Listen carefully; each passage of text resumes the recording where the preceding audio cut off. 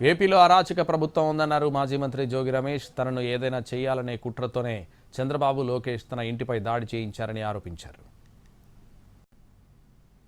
ప్రభుత్వం నిన్నటి నుంచి ఏ విధంగా రాష్ట్రంలో వైఎస్ఆర్ కాంగ్రెస్ పార్టీ నాయకుల మీద, కుటుంబ సభ్యుల మీద, నివాసాల మీద ఏ విధంగా దాడి జరుగుతున్నాయో మీరు అందరూ కూడా సభ్య సమాజం మొత్తం కూడా చూస్తూ ఉన్నారు. ఇప్పుడు ఈ క్షణంలో ఇబ్రహీంపట్నంలో ఉన్న నా ఇంటి మీద చంద్రబాబు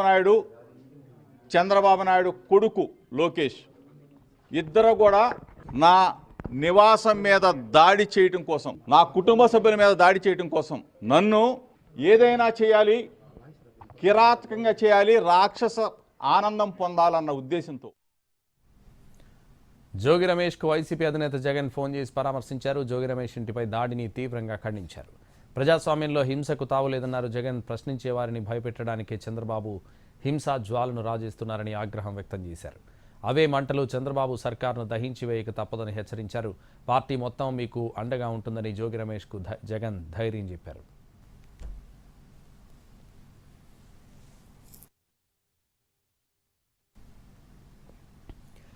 మనుషులం అనేది మర్చిపోయి చంద్రబాబు, లోకేష్ పాలన చేస్తున్నారని మండిపడ్డారు. జోగి రమేష్ సతీమణి తన భర్తకు ఏదైనా జరిగితే ఎంత దూరమైనా వెళ్తానన్నారు. అరాచక రాక్షస పాలన సాగుతోందంటూ ఫైర్ అయ్యారు జోగి రమేష్ సతీమణి.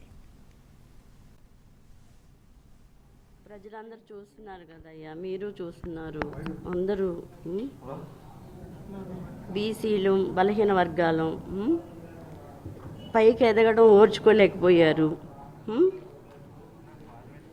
ఏంటి అసలు ఇంత అరాచక పరిపాలన, రాక్షస పరిపాలన? ఎందుకు ఇలా చేస్తున్నారు? ఈ ప్రజలందరూ అసలు ఇప్పుడు ఇక్కడ వచ్చి ఇంత విధ్వంసం సృష్టించారే, వాళ్ళు మనుషులు అన్నది మర్చిపోయారా? ప్రజాస్వామ్యంలో లేమా మనము? కోర్టులు కూడా ఏం చేస్తున్నాయి? ఒక 24 గంటలు సెక్యూరిటీ ఇస్తే సరిపోద్దా? మాకు జరిగే ఈ ఇంత అమానుషానికి మీరు కూడా చెప్పండి. 24 గంటలు సెక్యూరిటీ ఇస్తే మాకు ఈ అమానుషం సరిపోద్దా అండి?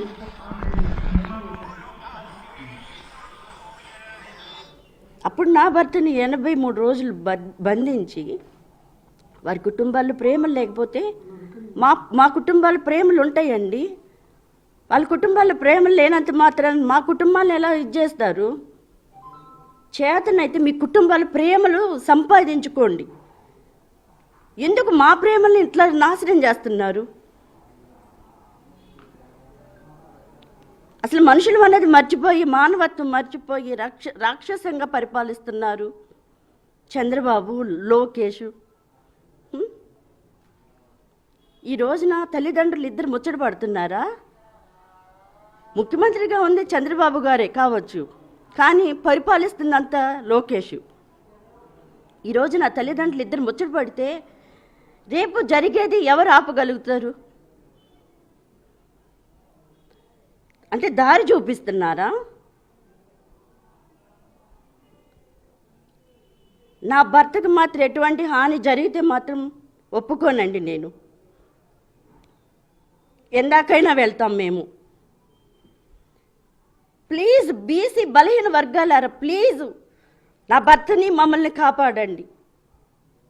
Please please.